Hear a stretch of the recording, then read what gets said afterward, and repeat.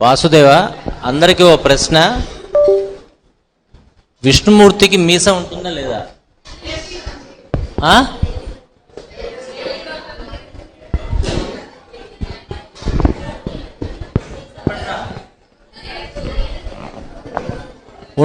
ఉంటుందా లేదా? విష్ణుమూర్తికి మీసం ఉంటుందా లేదా క్వశ్చన్ ఆన్సర్ చేయాలి.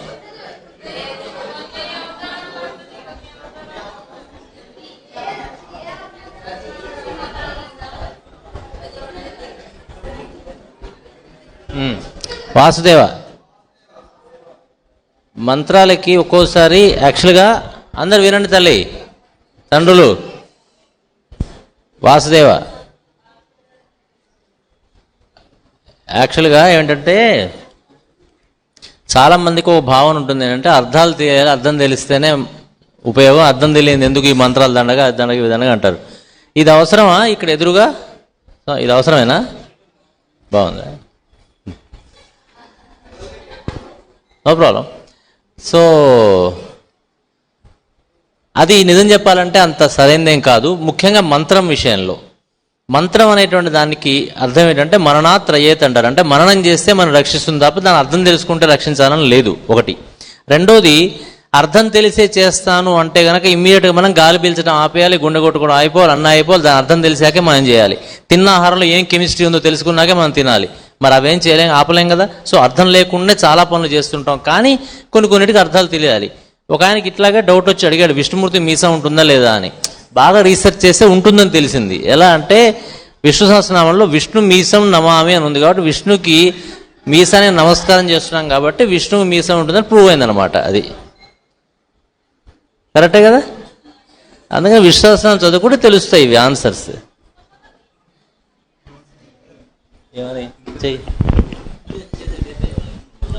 వాసుదేవ, సర్టిఫికేట్స్కి ఇంకా పేర్లు ఇవ్వలేదో వెంటనే కింద రిసెప్షన్ దగ్గరికి వెళ్ళి పేర్లు ఇవ్వాల్సిందిగా ప్రార్థన. వాసుదేవ.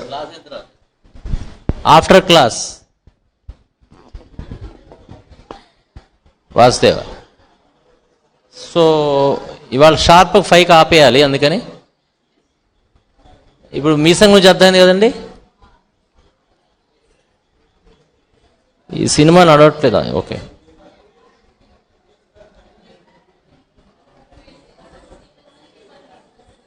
ఇందులో కొన్ని టిక్కులు ఉన్నాయి. ఓకే, అన్ని క్లోజ్ చేద్దాం ఇవాళ. తర్వాత చాలా ఇంపార్టెంట్ టాపిక్, పిల్లలకి ఇక్కడ ఏం రాస్తున్నామంటే using medicines for quick relief without observing the symptoms sufferings leads to what. జనరల్గా ఎవరిని అడిగినా ఏదన్నా ఇబ్బంది రాగానే మనకి గుర్తుందా, ఇత్తడి గిన్నె ఎగ్జాంపుల్ గుర్తొచ్చిందా? గుర్తుంది కదా, పాయసం. అది గుర్తుపెట్టుకోవాలి. సో ఇక్కడ ఏదన్నా ప్రాబ్లం వచ్చినప్పుడు టక్మని దాని రీజన్ ఏంటో చూడకుండా వెంటనే మందులు వేయటం వల్ల ఏం నష్టాలు అని మీకు అర్థమైంది ఏంటో ఒకటి చెప్తారా? సరే, మిమ్మల్ని వదిలేసే టైం పడుతుంది, నేనే చెప్పేస్తాను. ఏమిటంటే ఫస్ట్ నష్టం వచ్చేసి మనం రీజన్ చూడలేదు కాబట్టి దాని రూట్ అలాగే ఉండిపోతుంది.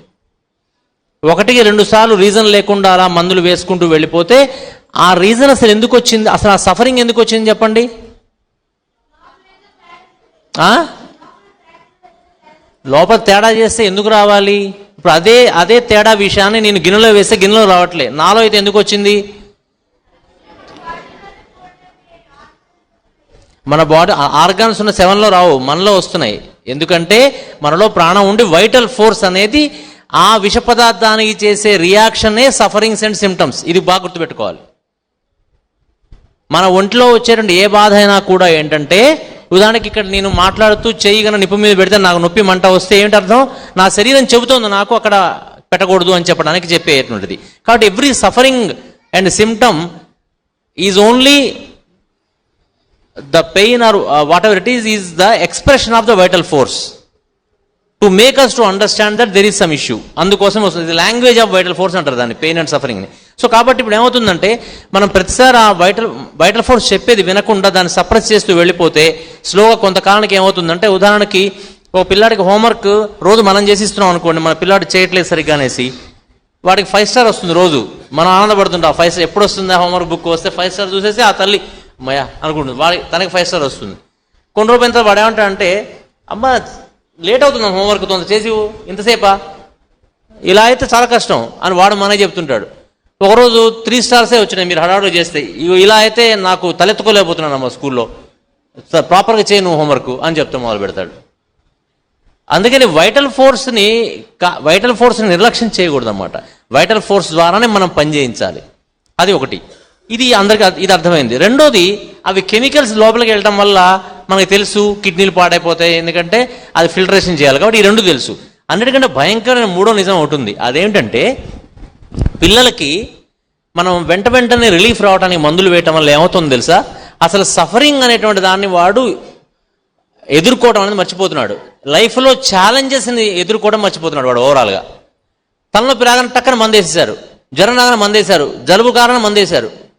కొంచెం వాడు దాంతో సఫర్ అయ్యి నెగోషియేట్ చేయడం నేర్చుకుంటే ఆ పరిస్థితులతోని, అప్పుడు వాడి జీవితంలో, వాడికి ఉద్యోగంలో, చదువులో, ఫ్యామిలీ లైఫ్లో, భర్తతోనో, భార్యతోనో, అత్తతోనో, మావతోనో, ఉద్యోగంలోనో, సమాజంలో వచ్చినటువంటి ఛాలెంజెస్ని నిలబడి చూసి ఎదుర్కోవడం అంటే ఫైట్ చేయడం కాదు, నెగోషియేట్ చేసి దాంతోని ఆ ఛాలెంజెస్ నుంచి బయటపడటం అనే నేచర్ వాడికి ఉంటుంది. మనకు తెలియదు, మన ఈ 3వ డైమెన్షన్ అర్థం కావట్లేదు. మన పిల్లలు ఎందుకు పని రాకుండా తయారవుతున్నారంటే, ఈ పారాసిటమాల్ ఇవన్నీ వేయటం, ఈ క్విక్ రిలీఫ్ టాబ్లెట్స్ వేయటం వల్ల వచ్చే కెమికల్ ఎఫెక్ట్స్ పక్కన పెడితే, వైటల్ ఫోర్స్ నష్టపోవడం పక్కన పెడితే, అసలు వాడి యొక్క మెంటల్ లెవెల్ పాడైపోతుంది. ఆ ఛాలెంజింగ్ నేచర్ లేకుండా పోతుంది. ఇబ్బంది అనేది ఉండకూడదు వాడికి. మనకి ఇలా ఎప్పుడూ కంఫర్టే కావాలి. అంటే కొంచెం జలుబు వస్తే ఇబ్బంది ఉంది, వెంటనే తగ్గించారు. వాడి నేచర్ మనం ఏం చేస్తున్నాం తెలియక వాడిని ఎప్పుడు కూడా కంఫర్ట్ జోన్లో ఉంచడం పెంచుతున్నాం. కాబట్టి జీవితంలో వాడు ఎప్పుడు కూడా కష్టపడటం అనేది తెలియక, చదువు సరిగా దేంట్లో సరిగా పైకి రాడు వాడు. మనం చూడండి ఎంత భయంకరమైన ఎఫెక్ట్ వస్తుంది సమాజం మీద. ఇది ఈరోజు సమాజం ఇలా ఇబ్బంది పడుతుంది కారణం అలాంటి క్విక్ రిలీఫ్స్ వల్ల. ఇది ఒక ఇంపార్టెంట్ థింగ్ మనం తెలుసుకోవాలి. ఎవరు గొప్ప, who is the greatest of all అనేది ఒక క్వశ్చన్ వచ్చింది ఒక ఆయనకి. ఎవరికి వచ్చిందంటే, ఆయన పెద్ద ఐఐటిలో ప్రిన్సిపల్ గారు చేసి రిటైర్ అయ్యాడు. ఐఐటిలో చదవటం కాదు, ఆయన ప్రిన్సిపల్ ఐఐటి కంటే ఆయన అంతేగా. ఆయన అంతా చదివిన అయిన తర్వాత ఐన్స్టైన్కి వచ్చిన డౌట్ లాగా ఆయనకు ఒక డౌట్ వచ్చింది. అంటే ఎవరు అసలు ఈ గొప్ప, ఈ భూమి మీద, ఈ ప్రపంచంలో ఎవడు గొప్ప అని డౌట్ వచ్చింది.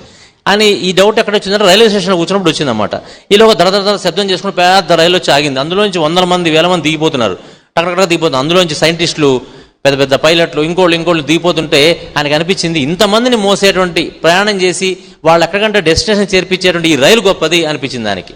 అనిపించి వెళ్ళి ఆ రైలుకి దండం పెట్టుకుంటున్నాడు అనమాట. ఇలా పెట్టుకుంటే ఎవరో చూసి, ఏంటి సార్ మీరు ఇంత ప్రొఫెసర్ గారు పెద్దవాడు, మీరు రైలు దండం పెట్టుకుంటున్నారు ఏంటంటే, అంటే లేదు బాబు, ఇది సంగతి, ఇంతమంది మహానుభావుల్ని మోసేటువంటిది ఇది, ఇంతమంది మహానుభావులు వాళ్ళు ఎక్కడికి చేరాలన్నా సరే రైలు మీద డిపెండ్ కావాలి, రైలే గొప్పది అని అన్నాడు. అలా కాదు సార్, రైలు డ్రైవర్ నడిపితే కదా నడిచేది అంటే, ఓ నిజమేనోయ్ అంటే ఇక్కడ ఏమొస్తుందంటే, ఎగ్జాంపుల్లో మనకి ఎంత తెలుగులో వాడైనా సరే మూర్ఖత్వం వచ్చేస్తుంది మనకి తెలియక. అలా మనం చాలా ఈ ముండైన విషయాల్లో ఇలా అయిపోతూ ఉంటాం. ఈయన వెళ్ళి డ్రైవర్ గారు కాలు పట్టుకున్నారు. డ్రైవర్ గారు మంచివాడే, నాలంటోడు కాదనమాట. నేనైతే ఏం చేస్తాను, తదాస్తమా మనకేం అని ఆశ్రయించేవాడిని, ఏదో చేసేవాడిని. వాడు మంచివాడే పాపం. అందుకని సార్ భలేవాళ్ళు సార్, నాకు దండం పెడుతున్నారు, వెనక గార్డు గారు జెండా ఊపితే కదా నేను రైలు గది ఇచ్చేది, నాదే ఉంది సార్ అంటారు. అవునా, గార్డు గారి దగ్గర పరిగెత్తికి ఆయన దండం పెడతాడు. ఆయన మంచివాడే దొరికాడు. ఆయన అంటాడు, సార్ మాకు స్టేషన్ మాస్టర్ గారు లిస్ట్ రాసిస్తాడు, ఎక్కడ ఆపాలి ఎక్కడ ఊపాలి, అంతే, అంతమంది నాకేం తెలియదు సార్, అసలు ఈ స్టేషన్ పేరు కూడా తెలియదు నాకు అని అంటాడు. అవునా, అయితే ఆయన దగ్గరికి వెళ్ళి దండం పెడతాడు. ఆయన మంచోడే. ఆయన అంటాడు, సార్ మా రీజనల్ మేనేజర్ అంటాడు, ఆయన మంచోడే. ఆయన అంటాడు, మాకు ఢిల్లీలో ఉంటుందండి ఒక రైల్వే బోర్డు ఉంటుంది, రైల్వే బోర్డు. ఆ బోర్డు వాళ్ళు చెప్తే మేము చేస్తాం అంటే వెళ్తాడు, ఢిల్లీకి వెళ్ళిపోతారు పాపం వెంటనే. ఎందుకంటే he's in the search of the greatest person on this earth అనమాట. ఆ సెర్చ్ ఉంది ఆయనకి. ఆ సెర్చ్ వల్ల ఖోజ్ అంటారు దాన్ని. అలా వెతుకుంటూ వెళ్ళి అక్కడ ఢిల్లీలో ఫలానా చోట రైల్వే బోర్డు అని ఒక బోర్డు ఉంటుంది. ఆ బోర్డుకి పసుపు కుంకుమలు వేసేసి అంతా నమస్కారం చేస్తుంటాడు అనమాట. అదేంటండి పిచ్చిగా బోర్డు దండం పెడతాను వాచ్మెన్ అంటే, లేదు బాబు మొత్తం కథ చెప్తాడు. చూడు రైల్లో ఇంతమంది ఉంటారు, రైలుకి స్టేషన్ మాస్టర్ ఉంటాడు, వీడు వాడు అని చెబితే, సార్ అది బోర్డు అంటే బోర్డు కాదు సార్, బోర్డు లోపల ఉంటారు సార్ వాళ్ళు బోర్డు అంటే. ఇక్కడ బోర్డు అంటే ఏంటి, మనం ఈ ఫిజికల్ బాడీ, ఈ ఫిజికల్ బాడీకి మనం అన్ని సోకులేస్తున్నాం, కానీ లోపల వాడు ఎట్లున్నాడు. అంతరంగమందు అపరాధములు చేసి అని ఉంది కదా పద్యం, ఆ అంతరంగం చూడట్లేదు మనం. సో అందుకనే వీడు అది చెప్తే అవునా అని లోపలికి వెళ్తే బోర్డు కూర్చుంటారు ఒక 10 మంది, వాళ్ళకి దండం పెట్టుకుంటారు అందరికి ఒకరి తర్వాత ఒకరికి. వాళ్ళందరూ మంచి వాళ్ళే. వాళ్ళు అంటారు, లేదు నాయన మాకు రైల్వే మినిస్టర్ గారు చెబితే మీ అందరం కూర్చొని డిసిషన్ తీసుకుంటాం, మాదేం లేదు. ఆయన అంటాడు, మాకు ప్రధానమంత్రి గారు చెప్తారంటాడు. ప్రధానమంత్రి గారు ఏమంటాడంటే, మాకు ప్రెసిడెంట్ గారు చెప్తారంటాడు. సో ప్రెసిడెంట్ గారు చెప్తే నాదే ఉందయ్యా, వీళ్ళందరూ ఎంపీలు ఎమ్మెల్యేలు అందరూ కలిసి నన్ను ఇక ఫలానా వాడు ప్రెసిడెంట్ ఉండాలి అంటే ఉంటాను నేను అంటాడు. అవునా, మరి వీళ్ళు ఎక్కడ ఉన్నారు? మీ ఊళ్ళో ఉన్నాడు కదా ఒక ఎంపీ అంటాడు. మళ్ళీ వెనక్కి వచ్చేస్తాడు విశాఖపట్నం. ఆ ఎంపీ గారు కాళ్ళు పడుకుని నమస్కరిస్తే, ఏమిటయా పిచ్చివాళ్ళని ఆదరణ పెడతావు, జనాలు ఓట్లు వేస్తేనే కదా నేను ఎంపీని అయ్యాను. అవునా, మరి నువ్వు జనమేగా, నేను జనమే, నేను ఓటేసా కదా అని అంటే, మరి నువ్వెలా ఓటేసావంటే నా అంతరాత్మ నాకేం చెప్పిందో వాడికి ఓటేశాను, వాడు ఎంపీ అయ్యాడు. ఎంపీ ఇట్లా ఇట్లా సినిమాకి వెళ్ళినట్టుగా ఈ ప్రపంచంతో తిరంగా చివరికి ఎక్కడున్నాడు? మన యందే ఉన్నాడు. వాడి పేరే అంతరాత్మ. He's also called as vital force. నిజమైన వైద్యుడు. మన విరోచనాలు తెప్పించింది ఎవరు ఆ రోజు? ఏ రోజు? ఫస్ట్ రోజు కదా మన విరోచన వచ్చినాయి, రెండో రోజు వచ్చినట్టున్నాయి కదా. అదనమాట. అర్థమైంది ఎవరో గొప్ప? వీడనమాట. I am. This is called self realisation. సమజైందే? స్పిరిచువలిజం ఇది ఎసెన్షియల్ క్వాలిటీ. ఏంటి స్పిరిచువలిజం అంటే? అసలు మనకు మామూలుగా స్పిరిచువలిజం అంటే దానికి ఇట్లా బొట్టు పెట్టుకోవాలనో, లాల్చి వేసుకోవాలి, కుర్తా కట్టుకోవాలి, చాలా చాలా కొన్ని ఉంటాయి. అవన్నీ ఉన్నా ఉండకపోయినా ఉండాల్సిన లక్షణం ఏమిటంటే, is nothing more than being aware of the presence of consciousness in everything and every living being we see and interact with. It is required for us to shift from I to we, that is self centredness to collective consciousness. మనము అనే దానికి రావాలి. ఎప్పుడు మాట్లాడుతున్నా మనం చాలాసార్లు తెలియక నేను అనే మాట్లాడేస్తుంటే గనక కొద్ది జాగ్రత్తగా మనం కరెక్షన్ చేసుకొని మనము అంటాం. అక్కడ స్వామినారాయణ అని ఒక ఆయన, అక్షరధామని ఉంది అక్కడ, స్వామినారాయణ ఉంటాడు. ఆయనకి మొత్తం ఆ మఠానికి మొత్తాన్ని హెడ్ చేసేసిన తర్వాత ఆయన అంటాడు, 2 కోరికలు కోరుకుంటా అంటాడు. ఒక కోరిక ఏమంటాడంటే ఆయన, మీరే అంత మహానుభావులు, మీ కోరికలు ఉంటాయా, సరే చెప్పండి కోరికలు, మీకు తీర్చే అంత వాడినే అంటాడు ఆయన. అంటే ఆయన కోరుకుంటాడు ఒకటి, ఏమిటంటే అది, ఈ సృష్టిలో ఎవరికి అంటే ఏ హరిభక్తుడికి అంటాడు వాడు అక్కడ, ఏ హరిభక్తుడికైనా వెంట్రుక వాసి అంత కష్టం వచ్చినా ఆ కష్టాలన్నీ నావే కావాలి అంటాడు ఆయన. అంటే చూసారా ఎంత సబ్మిషను. అట్లా ప్రతి వాళ్ళ బాధని మనము అనుకుంటూ చూసుకోవాలి. మన పిల్లాడికి గనక వాడికి చిన్న ఇదవుతే విలవిల్లాడిపోతాం, కానీ ఆ పక్కింటి వాడికి ఏమైతే ఇంకా నయం, వాడు పడ్డాడు వీడు పడలే అనుకుంటాం తప్ప, అక్కడి నుంచి మనం ఎవరైనా మన పిల్లాడే, మనవాడే అనుకునే స్థితికి రానంత వరకు ఆ కష్టాలు మనకు వస్తూనే ఉంటాయి. మన కాన్షియస్నెస్ని ఎక్స్పాండ్ చేసేదాకా మనం ఎలా అయితే పిల్లాడికి 1వ ఎక్క నేర్పితే 2వ ఎక్క నేర్పుతామో, 3వ ఎక్క నేర్పుతామో, అలాగ కష్టాలనే రూపంలో మనకి ఇబ్బందుల రూపంలో రియలైజేషన్ తెప్పిస్తాడు. ఆ రూట్లోనే వెళ్ళాలనుకునే వాడికి కాదు, అంతా మనమే వయం అనుకునేవాడికి ఆటోమేటిక్గా ఇంకా వాడికి కష్టమే ఉండదు. అందరి కష్టాలు మనమైతే అనుకుంటాం మనం చూడటానికి, కానీ అందరం అనుకుంటా కష్టం ఉండదు. మనం అందరిది అనుకున్నప్పుడు అందరు మన అనుకోరు మనమని. నేను ఒక్కొక్కడికి నేను పెడితే, నా ఆస్తి పంచి పెడితే అంత ఇస్తా, తలా ఇంత ఇస్తా, అందరు ఇంత తీస్తా, నాకు ఎంత అవుతుంది? ఎంతో అవుతుంది. సో అట్లా, కాబట్టి what we so that we reap అంటారు. నేచురల్ ప్రిన్సిపల్ అది. ఇంకా మనకి నిత్య జీవితంలో కనపడాలి. ఇవేంటి? బట్టలు కూడా ఏం కనపడాలి మనకి? దూది కనపడాలి, ఉందని తెలియాలి. We should be aware of that it is made up of so and so. అంటే ఎప్పుడు కూడా ఒకటి గుర్తుపెట్టుకోండి, చిన్న పాయింట్. ఏది చూస్తున్నా సరే, ఏది వింటున్నా సరే, దాని లోపల భావం అర్థం చేసుకోవడం తెలుసుకోవాలి. భావము, అర్థము కంటే భావం, essence of that whatever it is you see. Cloth చూస్తే దానికి దూదితో వచ్చిందని తెలియాలి. ఆ దూది ఎక్కడి నుంచి వచ్చింది తెలియాలి, ఇక్కడి నుంచి వచ్చింది. అట్లా మనం వెనక్కి వెళుతూ ఉండేటువంటి ఆ సత్యాన్ని మర్చిపోకూడదు. A spiritualist is one who is aware that a cloth is nothing but a form, change of cotton.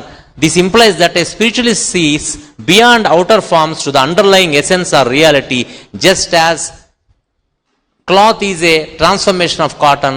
All forms in the world are seen by the spiritualist as expressions of modifications of one underlying truth, often described as spirit, consciousness or divine essence. ఇది ఉట్టికి చదువుకోవటం కాదు, మనకి అలవాటు అయిపోవాలి.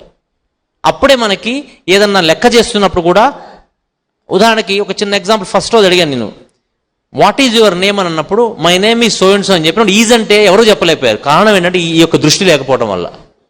ఈ దృష్టి వల్ల ఏమొస్తుందిరా అంటే మనకి రాందంటూ లేకుండా పోతుంది. పిల్లలకి ఈ దృష్టిని అవలంబింపజేస్తే ఇక చదువు రాకపోవడం అనేది ఉండదు వాళ్ళకి. మనం ఎంత నేరోగా వాళ్ళని పెంచుకుంటూ వెళుతున్నామో అంతా బైపాస్ చేసుకుంటూ స్కిప్ చేసుకుంటూ వెళ్ళిపోతున్నారు. ఇన్నేళ్ళు 30 ఏళ్ళు 40 ఏళ్ళు ముడి కిందకు వచ్చినా మనకి వాట్ ఈజ్ యువర్ నేమ్లో ఈజ్ పేరు ఈజ్ అర్థమే తెలియదు. అంత గొప్పగా పెరిగిపోయాం, నెలకి 50,000 సంపాదిస్తాం. ఎందుకు? దట్ మీన్ వీఆర్ బైపాసింగ్ అనమాట. ఏంటంటే మనకున్న స్కిల్ ప్రకారం వాడే ఉద్యోగం ఇచ్చే డబ్బులు వస్తున్నాయి కాదు. We are not going in to the detailing. ఆ నేచర్ మనకి డెవలప్ కావాలి, మన పిల్లలకి కూడా రావాలి. అలాగే ఇది కూడా అంతే. దీన్ని చూడ ఏం గుర్తు రావాలి? ముందైతే ఐస్ క్యూబ్ అని తెలియాలి. ముందు ఐస్ క్యూబ్ అని తెలియద్దా? అది మర్చిపోయి అదే మరి బైపాస్ కావద్దు. ఇదని తెలియాలి. ఇది వచ్చింది ఇక్కడి నుంచి తెలియాలి. A spiritualist is one who is aware and alert that ice cubes are nothing but a form. అంటే ఐస్ క్యూబ్ లేదు స్పిరిచువలిస్ట్ అయితే అవుతాడా స్పిరిచువలిస్ట్ అంటే అర్థం అది కాదు. అక్కడ తెలిసిందా? Just as all forms are temporary expressions of one underlying reality. ఆవలింతలు ఎందుకు వస్తాయి మనిషి చెప్పండి ఒకసారి. బాగా ఆవలిస్తున్నది అమ్మాయి, చెప్పు అమ్మ ఒకసారి. దాని మీద రీసెర్చ్ చేసినట్టున్నాను. దింతకుర్తి అమ్మాయి సర్వం నిద్ర సరిపోతేనా? అచ్చా కాదు. ఆక్సిజన్ సరిగ్గా పీల్చినప్పుడు మన బాడీ ఏం చేస్తుందంటే మొత్తం లోపల తీసుకొని ఆ పొట్ల మొత్తం లంగ్స్ని స్క్వీజ్ చేసేసి మొత్తం బయటికి నెట్టేసి ఆ లంగ్స్లో ఉన్న టాక్సిన్స్ మొత్తం బయటికి నెట్టేసి మళ్ళీ ఆక్సిజన్ తీసుకుంటుంది. ఎప్పుడైతే ఆక్సిజన్ తగ్గిపోయిందో బ్రెయిన్కి ఆక్సిజన్ సరిపోవట్లే, అప్పుడు లంగ్స్ నుంచి అందాలి కదా, బ్లడ్ ప్యూరిఫై అవ్వాలి కదా, అందుకని ఇలా చేస్తుంది మన బాడీ. అదే అందుకే ఇమిటేషన్ నేర్చుకుంటున్నాగా మనం. అందుకని ప్రతిదీ ఇమిటేషనేనా. వాడు ఆ చొక్క కొనుక్కుంటే నాకు ఆ చొక్క కావాలి. జనరల్గా అదే అంత మనమైపోయాం, దాంట్లోకి వెళ్ళిపోయాం మనం. ఆ స్థితి నుంచే బయటికి రావాలి మనం. మనం ఎంత అయిపోయామంటే మనకి తెలియని కూడా తెలియట్లే. వాడు గోకుండా మనం గోకోవడం అది అంతే, అందులోకి వెళ్ళిపోయాం మనం. నెక్స్ట్ బాబు సినిమా చెప్పు.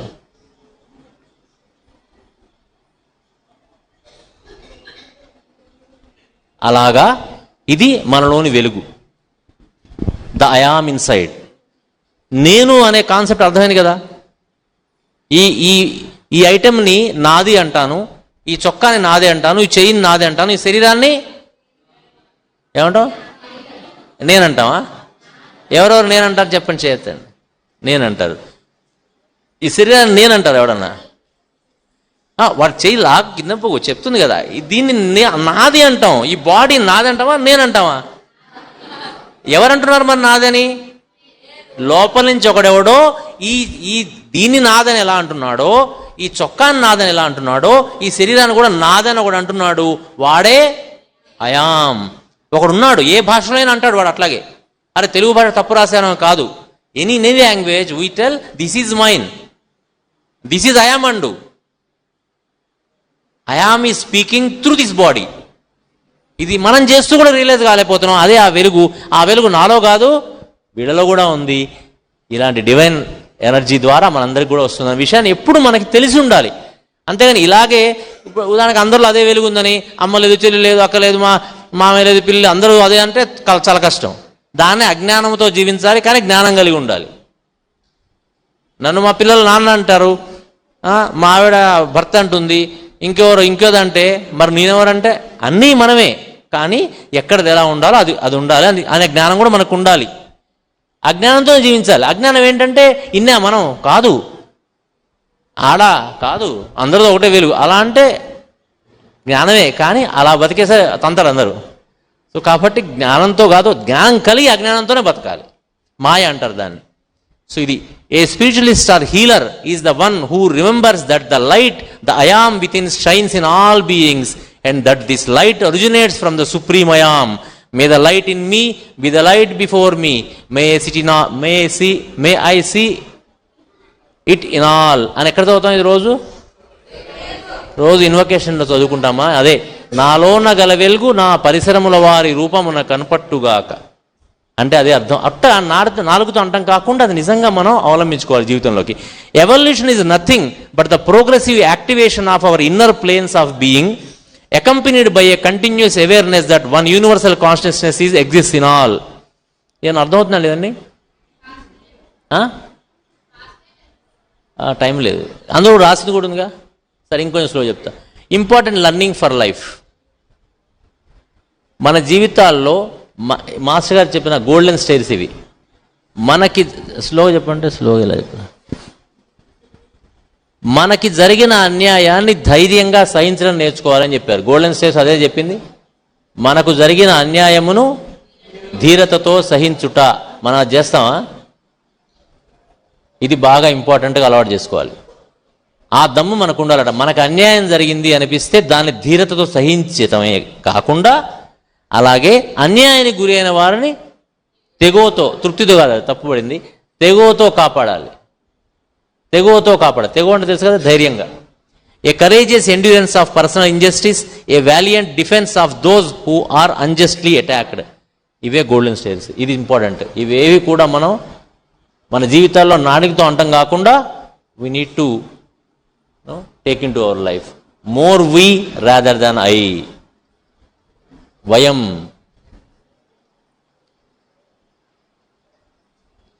The balance of chakras can be achieved through a spiritual way of living, where the spirit of service becomes an integral part of our life. నేను మనం అనుకున్నాం, ఉద్యోగంలో కూడా ఆ సేవా ధర్మంతోనే చేయాలి.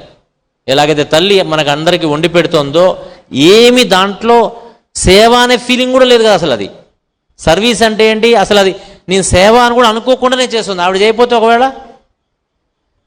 ఎలా ఉంటుంది? ఉద్యోగమే అనుకుంటే నాకు ఇవాళ సెలవు అంటే, నువ్వు 5ంటికి నా టైం అయిపోయింది, ఇంకా అయిపోయిందంటే, అవన్నీ ఉంటాయి ఉద్యోగానికి. మరి ఆ తల్లి చేసే పెట్టేదానికి ఇవన్నీ లేవే. పోనీ ఆమె అనుకుంటుందా ఆ విషయాన్ని? మనం అనుకుంటున్నావా? ఇది సేవ అంటే. ఆ రకమైన గుణంగా మనకి, గుణం అంటే ఏంటి? నిమ్మకాయ పుల్లగా ఉండును. మా ఇంట్లో అయినా సరే, మీ ఇంట్లో అయినా సరే, పక్కింట్లో అయినా సరే పుల్లగానే ఉంటుంది. అది మా ఇంట్లో పుల్లగా, మీ ఇంట్లో చేదుగా అవ్వదు కదా. అలాగే సేవ చేయటం అనేటువంటి ధర్మం మనకి. ఈ కండిషన్స్ బాగుంటేనే చేస్తాను, నాకు ఇలా ఉంటేనే బాగుంటే చేస్తాను, నాకు ఇలా వీళ్ళు నమస్కారం పెడితేనే చేస్తాను, నాకు దండాలు పెడితేనే చేస్తాను, నేనంటే విలువ ఉంటేనే చేస్తాను, ఇవి కాదు. నిజంగా వాడికి కనుక విలువ ఉంటే, వాడికి ఆ సేవా ధర్మం కనుక ఉంటే, ఆ వెలుగు, లైటు ఎక్కడ వెలిగినా వెలుగుతుంది ఆ లైటు. అది ఉండాలి మనకి. ఆ మధ్యలో ఆ చీకట్లు కమ్మకూడదు మనకి. ఇది ధర్మం. ఇది ఇలా ఉంటేనే హీలర్ అవ్వగలడు వాడు. ఫస్ట్ హీలర్ అవ్వాలనుకుంటే ఈ ధర్మాలు కావాలి. ఉత్తగా ప్రొసీజర్ చెప్పండి సార్ అంటే హీలింగ్ చేస్తా అంటే వాడి వల్ల ఏం కాదు. మ్యాక్సిమం అవుతే ఏమవుతుందంటే వాడికి ఇబ్బంది వస్తుంది, ఎదురుడు మాత్రం హీలింగ్ జరగదు. అలా అనుకొని హీలింగ్ చేస్తే ఏమవుతుందంటే వీ గెట్ ఇన్ఫెక్టెడ్, భయంకరమైన ఇన్ఫెక్షన్స్ వస్తాయి.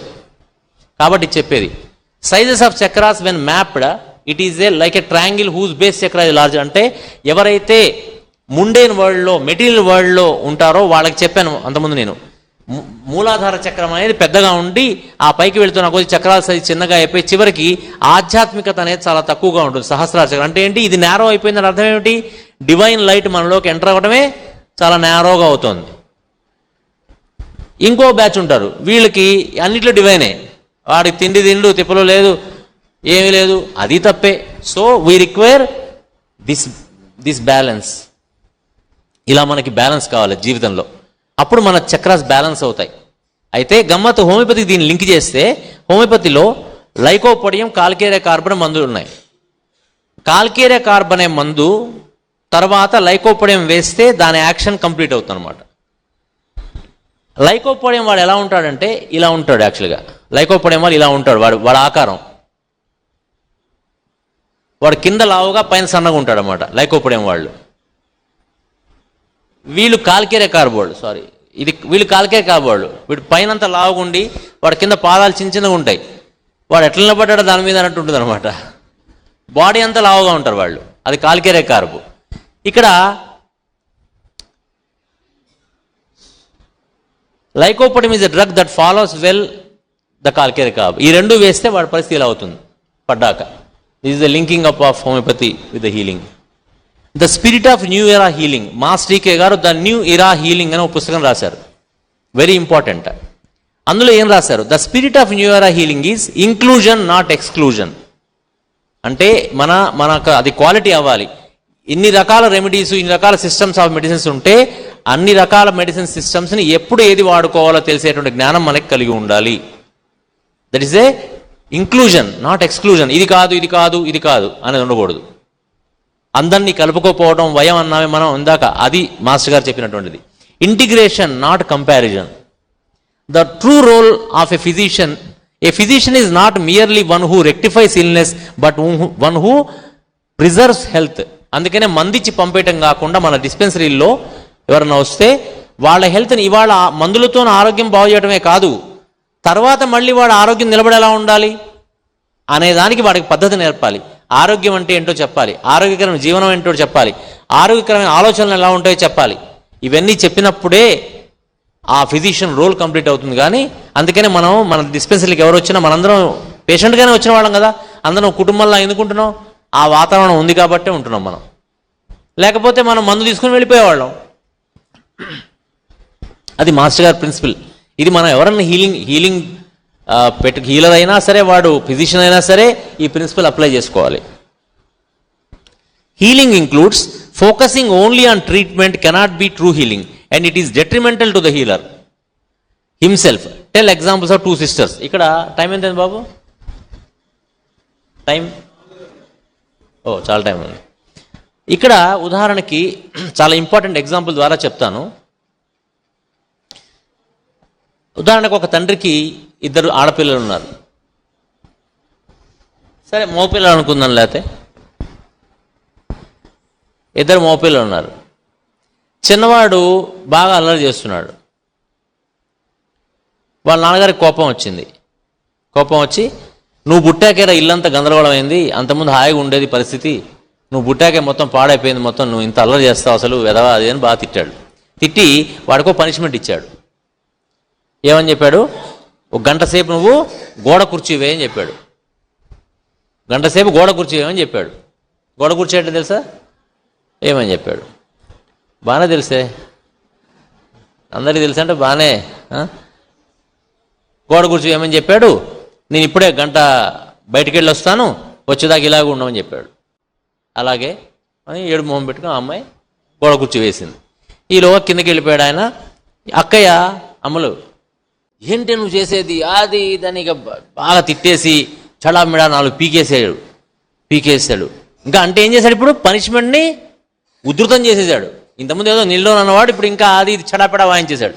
వాయించేసి ఆ అమ్మాయిని బాగా అరిచాడు. ఈలోగా ఆ పిల్ల బికమ్మం పెట్టుకొని నాన్న కొట్టదు. ఆ అమ్మాయి అన్న అబ్బాయి ఎవడో ఒకడు బాగా బాధపడి ఏడుస్తూ, లేదు నాన్న అక్కిలా చెప్పింది, అక్క చెప్తే వెళ్ళాను నేను, నా తప్పలేదంటే, ఇదే నువ్వు చెప్పావా, నువ్వు జరగొట్టేది వెనక దీన్ని అని దడాదిడ అక్క వాయించాడు. గుద్దులు ఫుల్గా అక్కని. ఇది సహజంగా జరిగేదే కదా. తప్పు ఎవరు చేశారో తెలుసా, వాణ్ణే వాయిస్తాం కదా. అయితే ఇదే సినిమా ఇంకో రకంగా అనుకుందాం. ఆయన కిందకి వెళ్ళాడు, మర్చిపోయాడు, పైకి వచ్చాడు. అప్పుడు ఆ పిల్ల నీళ్ళోన్ చేస్తూనే ఉంది బికమ్మం పెట్టుకొని. అప్పుడు ఆ తండ్రి ఏం చేసేవాడు? సామాన్యంగా ఏం చేశాడంటే ఆయనలో ఒక కరుణ ఉత్పత్తి అయ్యేది. ఏం చేసేవాడు? ఇగో ఇంకోసారి చేయగలరు, మరి నేను చేయను నాన్న, ఆడుకోపో అనేవాడు కదా. అంటే ఏంటి? గంట లేకుండా 5 నిమిషాలకే క్లియర్ చేసేవాడు. ఎందుకు చేశాడు? ఆ కళ్ళల్లో ఆయనకి రియలైజేషన్ కనపడింది. ఎందుకైతే ఈయన పనిష్మెంట్ ఇచ్చాడో ఆ పనిష్మెంట్ కంప్లీట్ కాకముందే ఆ అమ్మాయిలో ఆ రియలైజేషన్ కనపడ్డది కాబట్టి దాన్ని బైపాస్ చేసేసాడు. అర్థమైందా? ఇందాక కేసులో రియలైజేషన్ రాకపోగా ఇంకా దాన్ని ఉల్లంఘన చేసిందని కనుక ఏం చేశాడు? పనిష్మెంట్ని డబల్ చేశాడు. తర్వాత తెలిసింది ఈ తప్పు ఈ అమ్మాయిది కాదు అక్కదని. అప్పుడేం చేశాడు? ఆ పనిష్మెంట్ ఎవరికి ఇచ్చాడు? ఇది చాలా జాగ్రత్తగా వినాలి. ఇది ఎవరికి ఇచ్చాడు? అక్కకి ఇచ్చాడు. ఇక్కడ చెల్లి ఎవడరా అంటే పేషెంట్, అక్క ఎవడరా అంటే డాక్టరు, తండ్రి ఎవడరా అంటే మాస్టర్ ఆర్ దేవుడు. ఇప్పుడు సినిమా చూద్దాం. పేషెంట్ వచ్చాడు, వాడికి ఏదో మంది ఇచ్చాడు. అసలు పేషెంట్కి ఎందుకు రోగం వచ్చింది? భగవంతుడు పనిష్మెంట్ ఇచ్చాడు. వీడు తప్పు చేస్తే పనిష్మెంట్ కాదు, అదే రోగం అంటే కదా. ఇచ్చాడు పనిష్మెంట్. ఇచ్చిన తర్వాత వాడు ఆ రోగాన్ని అనుభవిస్తూ రియలైజ్ కనుక అయిండుంటే ఆ కడుపు నొప్పి అక్కడితో తగ్గిపోయేది. మనం ఏం చేసాం? నిన్న మొన్న కథలో వెంటనే 10 గారెలు అల్లం రసం కొంచెం తెప్పించుకున్నాం. అంటే ఆ మందు వేసుకొని ఇంకొంచెం తినేద్దాం అనుకుంటున్నాం. కానీ ఇన్ని తింటే కడుపు నొప్పి వస్తుందట, నేను కడుపు నొప్పి ఇలా నేను ఇంకా తిన్ను అని రియలైజ్ అయ్యాడా వాడు. ఎగ్జాంపుల్ ఒకటి చెప్పే గుర్తుందా మీకు? ఏదో ఒక ఎగ్జాంపుల్ చెప్పాం కదా. అట్లా అక్కడ ఈ డాక్టర్ గారు ఆ పేషెంట్లో ఆ రియలైజేషన్ కనపడి ఉంటే గనక భగవంతుడు కూడా ఏం చేస్తాడంటే ఆ పనిష్మెంట్ని అక్కడితో ఆపేస్తాడు. రియలైజేషన్ రాకుండా డాక్టర్లు ఎంబడి తిరిగేసి అక్కడ తిరిగి ఇక్కడ తిరిగి దీన్ని ఎలా తప్పించుకుందాం అని చూసేవాడికి ఏం చేస్తాడు? పనిష్మెంట్ని. అందుకనే సప్రెషన్ వల్ల ఏమవుతుంది? వ్యాధి సప్రెషన్ అంటే ఏంటి? దాన్ని అనగబెట్టడం వల్ల వ్యాధి మల్టిప్లై అవుతోంది, అయి పెద్ద పెద్ద అవయవాలను కూడా ఆక్రమిస్తోంది. అది ఇక్కడ అక్క ఎవరు తెలుసా? డాక్టర్ గారు. డాక్టర్ గారు ఏం చెప్పాల్సిన, అక్క ఏం చేయాల్సింది? మూడో సీన్ ఊహించుకోండి. అక్క వచ్చి ఏం చెప్పాలంటే, చూసావా చెల్లి, ఇలాగా అల్లరి చేయొద్దు, చూసా నాన్నగారు కోపం రాలే, మనం మంచిగా ఆడుకోవాలి, లేకపోతే మంచిగా మనం ఏదైనా చేయాలని దానికి భగవద్గీత చెప్పింది అనుకుందాం. ఆ సీన్లో అప్పుడేమయ్యేది? ఆ పిల్లలో రియలైజేషన్ తెప్పించింది అక్క. అలా కాకుండా ఇప్పుడు అక్క ఏం చెప్పింది? ఏం కాదే, నాన్న అట్లే అంటాడు, మనం ఆడుకుందాం రా అని ఏం చేసింది? బైపాస్ చేసింది. అంటే నాన్న ఎవరు? డాక్టర్ గారు. ఇక్కడ కడుపు నొప్పి వస్తే డాక్టర్ ఏమన్నాడు? నాన్న అంటే దేవుడు. ఈ కడుపు నొప్పి వచ్చిన అక్కేమో డాక్టరు. డాక్టర్ ఏమన్నాడు? ఏం కాదు, నువ్వు గారెలు తినేం కాదు, ఈ మందు వేసుకో అని చెప్పాడు. అలా చెప్పకుండా డాక్టర్ గారు ఏం చేయాలి? నాన్న అలా గారెలు తినకూడదు, లేకపోతే అలాంటి తప్పు చేయకూడదు, ఇలా అవుతుంది నీకు, సరే ఇవాళకి మందు వేస్తున్నాను తీసుకోగాని ఇంకోసారి చేయవు కదా అనే రియలైజేషన్ ఇప్పించకపోతే అప్పుడేమవుతుంది? డాక్టర్ గారు వీపు బగులుతుంది. పగిలిందా లేదా ఇప్పుడు అక్క వీపు? అందుకని హీలర్ ఎవరైనా సరే, ఫిజిషియన్ ఎవరైనా సరే, మందిచ్చి ఆపేయటం కాకుండా వాళ్ళకి ఆ స్థితిలోకి వాళ్ళు ఎందుకు వెళ్ళారు అనే రియలైజేషన్ కనుక తెప్పించకపోతే వాడు విబ్బగులుతుంది. అందుకని హీలర్ అవగానే సరిపోదు, ఫిజిషియన్ అవగానే సరిపోదు, డాక్టర్ అవగానే సరిపోదు. వాడు ఎదుటి వ్యక్తికి వాళ్ళలో ఆ తప్పుని ఇంకోసారి చేయకుండా చేసే విధంగా వాళ్ళని రియలైజేషన్ తెప్పించాలి వాళ్ళకి. ఆ తెప్పించినప్పుడు ఒకరోజు కాబట్టి ఇంకో రోజు వాళ్ళ యొక్క ఎథరిక్ బాడీలో జరిగేటువంటి వైబ్రేషన్స్లో తేడాలు వచ్చేసి వాళ్ళు ఏదో రోజు పెద్ద వ్యాధిగ్రస్తులు అవడం జరుగుతుంది. కాబట్టి హీలర్స్కి పర్టికులర్గా మందులు ఇచ్చే డాక్టర్ కంటే హీలర్ మహా డేంజర్. ఎందుకు? హీలర్ దేంతో డీల్ చేస్తున్నాడు? డైరెక్ట్గా ఎథరిక్ బాడీతో డీల్ చేస్తున్నాడు. సో కాబట్టి the effects will very fast అనమాట. అది తెలియకుండా హీలింగ్ చేస్తానంటే చాలా డేంజర్. ఇది వస్తుందా సార్? యా, ఇదేదో ఆన్ చేయాలి అక్కడ, అందులో ఆన్ ఉందా? స్లైడ్ షో ఆన్ చేయి.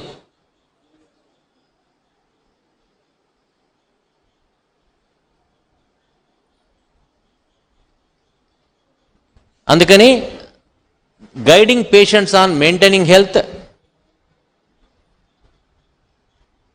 ఇవెందుకు రెండెందుకు వచ్చే సినిమాలు? Guiding patient on maintaining health, preventing disease through proper health education that can be implemented as lifestyle. ఇది అర్థమైందండి? ఇది మనం చెప్పుకున్నాం ఇప్పుడు. Disease begins as an internal disturbance, later manifest external as visible illness. ఇది అర్థమైందా? ముందు వ్యాధి మన ఇన్నర్ ఆర్గాన్స్లో పట్టుకుంటుంది, తర్వాత బయటకు వస్తుంది. అప్పుడు డౌట్ రావచ్చు, మనం ఏదన్నా తింటే వచ్చే వ్యాధి ఏంటని. ఇవన్నీ ఇది స్లైడ్ షో ఆన్ చేయి. ఓకే, ఇప్పుడు హీలింగ్లో సబ్జెక్ట్లోకి వస్తే ట్రూ స్పిరిట్ ఆఫ్ హీలింగ్ ఏంటంటే, ఫస్ట్ అసలు జాగ్రత్తగా ఇక్కడి నుంచి జాగ్రత్తగా వెళ్ళాలి. Healing is done through us, not by us. It is the Lord in us who heals, not our cells. ఇందాక అంతప్పుడు మనం ఒక హీలింగ్ ట్రయాంగిల్ చూపించాం, ఇలా బొమ్మేసి. పైన ఎవడున్నాడు?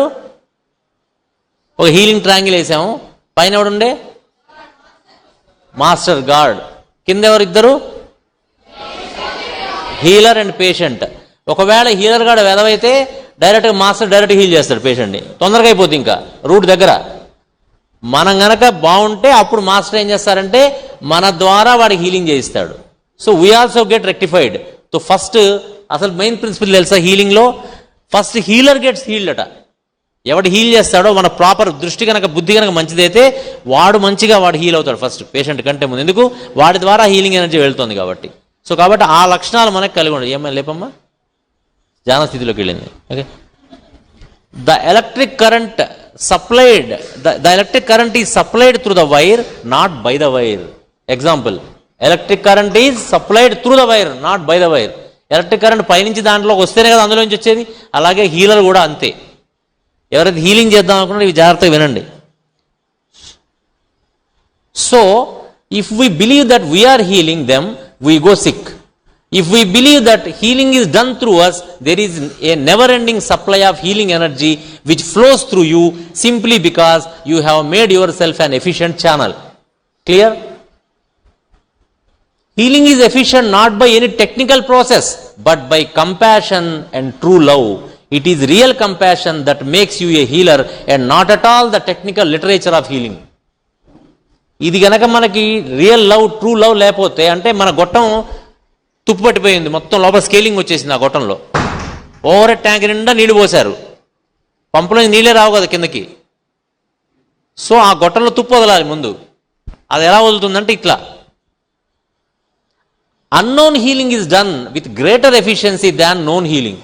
అసలు ఇదంతా ప్రొసీజర్ తెలుసుకోక్కర్లేదు. నిజంగా వాడికి కరుణ అది ఉంటే గనక ఒక మ్యాగ్నెట్ లాగా వాడు బిహేవ్ చేసి ఐరన్ పీస్ని ఎలాగైతే ఐరన్ పీస్ ఆమె కూడా లేపే నేను లేపి ఆ అమ్మాయిని కూడా ఎలాగైతే పక్కన ఉన్న దాన్ని కూడా చూసావా ఈ అమ్మాయి నిద్ర అక్కడ పక్కన అక్కడ మ్యాగ్నెటిజం అక్కడ నిద్ర వచ్చింది. అదే ఆ మ్యాగ్నెటిజం.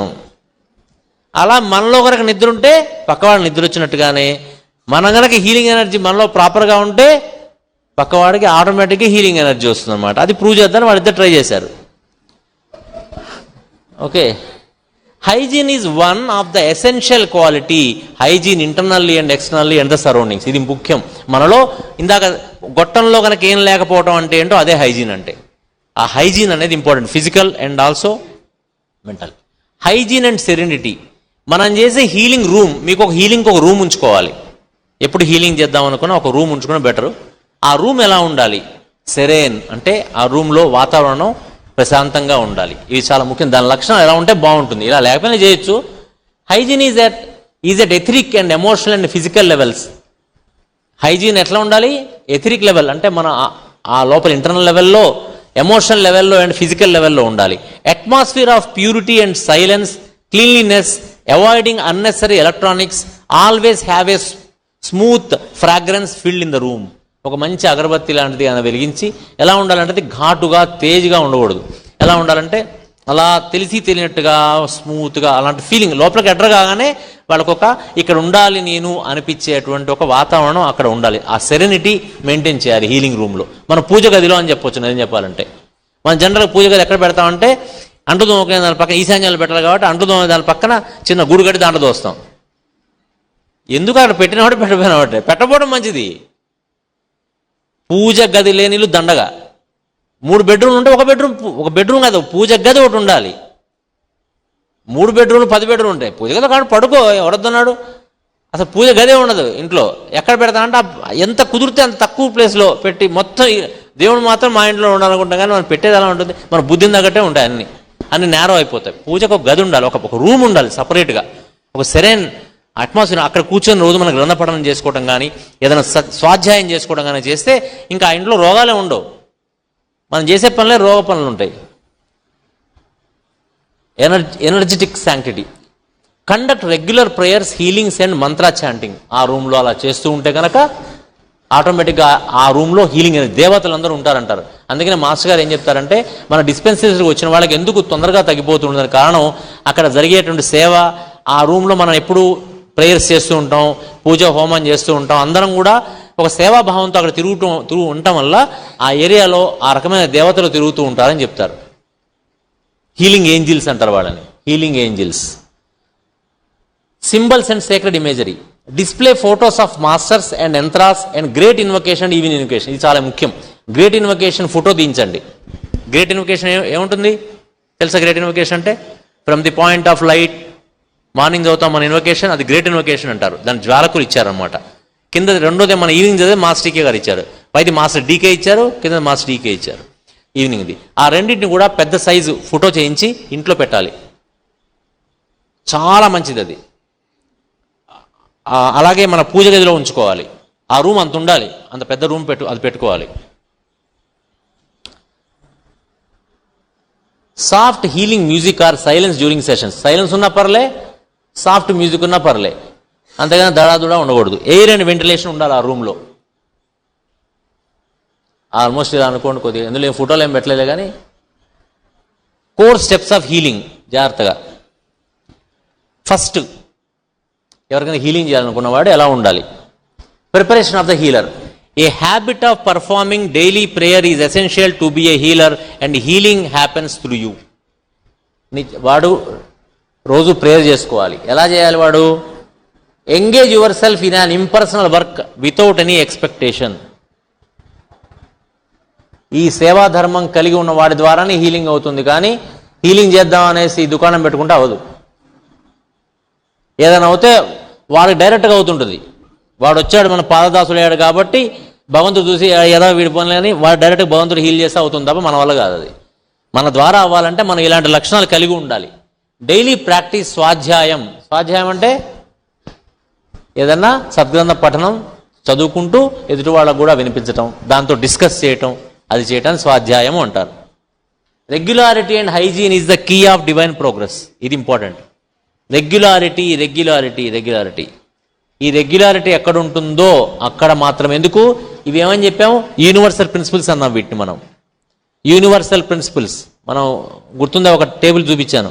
ఆ యూనివర్సల్ ప్రిన్సిపల్ రెగ్యులారిటీ. రోజు సూర్యుడు అలా వస్తాడు ఆ టైంకి, అంతే. అది regularity. Invoke masters divine name from heart. భావన అర్థం చేసుకోండి. The energy body is refined by being a vegetarian. Vegetarian అవడం మంచిది. ఎందుకంటే ఇంకొన్ని చంపి తినేవాడికి సామాన్యంగా ఆ నెగిటివిటీ అనేది ఉంటుంది. Doing prayer and meditation daily, healing regularly, abstaining from smoking and alcohol and drugs as much as possible. ఇవన్నీ ఉండకూడదు. Avoid thinking hatred and bad about others.